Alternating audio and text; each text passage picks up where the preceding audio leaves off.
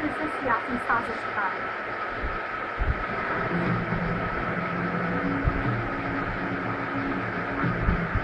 जी news के हाथ लगे इन कागजात से साफ है कि पीडब्ल्यूपी के विधायक जयंत पाटिल से जुड़ी कंपनी पीएनपी ने अलीबाग में बंदरगाह बनाने के लिए किस तरह नियमों की धज्जियां उड़ाई। सरकार ने बिल्ड ऑपरेट ट्रांसफर आधार पर बंदरगाह बनाने के लिए पीएनपी कंपनी को 0.70 हेक्टेयर जमीन दी थी, लेकिन कंपनी ने आसपास की सरकारी और दूसरी जमीन पर कब्जा कर 25.68 हेक्टेयर में बंदरगाह बना दिया। सब कलेक्टर के आदेश पर कंपनी पर 1,52,00,000 रुपए का जुर्माना भी लगाया गया था, लेकिन कंपनी ने यही बस नहीं किया, अवैध रूप से मैंग्रोव की कटाई कर पर्यावरण के नियमों की धज्जियां उड़ाई। जी न्यूज ने जब इस मामले में सफाई मांगी तो जयंत पाटिल कैमरे पर कुछ भी कहने को तैयार नहीं हुए। कैमरे के सामने बोलने से इनकार करने वाले जयंत पाटिल ने कैमरे के पीछे इतना ही कहा कि मेरे खिलाफ यह एक राजनीतिक साजिश है। साथ ही साथ ये दोहराना नहीं भूले कि सरकार मेरे साथ किए गए करार को खत्म करे और मेरे बाकी पैसे का भुगतान करे। लेकिन जयंत पाटिल से जुड़े कई सवाल अभी भी अनसुलझे नहीं है।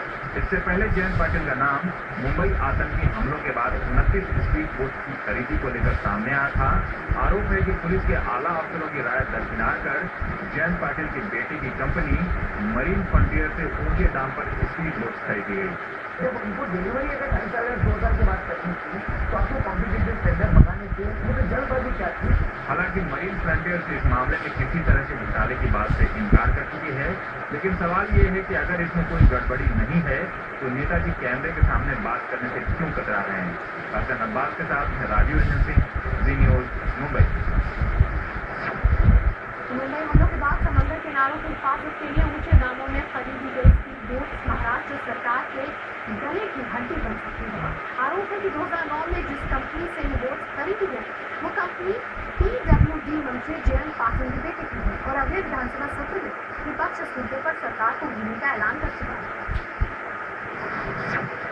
मुंबई हमले के बाद जल्दबाजी में ऊंचे दाम पर स्पीड बोट खरीदी के मुद्दे पर विपक्ष ने महाराष्ट्र सरकार को घेरने का मन बना लिया है। विपक्ष इस सौदे की जांच की मांग कर रहा है। सी न्यूज ने आरटीआई जानकारी के हवाले से खुलासा किया था कि मुंबई पुलिस ने मरीन फ्रंटियर्स नाम की कंपनी से मार्च 2009 में 29 स्पीड बोट खरीदी थी, जबकि इंटेलिजेंस विंग ने बोट के दाम बाजार भाव से ज्यादा बताए थे और दोबारा टेंडर मंगाने की सिफारिश की थी। इस सौदे में आला पुलिस अफसरों की राय को भी दरकिनार कर दिया गया था। जिस मरीन फ्रंटियर्स कंपनी से ये महंगी स्पीड बोट खरीदी गई वो रायगढ़ से पीडब्ल्यूपी के विधायक जयंत पाटिल का बेटा है। विपक्ष ने ये मामला अगले विधानसभा सत्र में उठाने की बात कही है। सरकार ने पिछले दरवाजे से विदाउट एनी ओपन बिडिंग ये बोट क्यों खरीदी, विदाउट बिडिंग बोट खरीदी है, उसकी क्वालिटी क्या होगी इसके बारे में सब फायदा हो सकता है। आरटीआई जानकारी सामने आने के बाद महाराष्ट्र सरकार ने चुप्पी साध ली है। मौजूदा गृह मंत्री आर पाटिल सवालों से बचते नजर आए तो उस वक्त के गृह मंत्री जयंत पाटिल फाइल देखने के बाद बोलने की बात कहकर पल्ला झाड़ रहे हैं।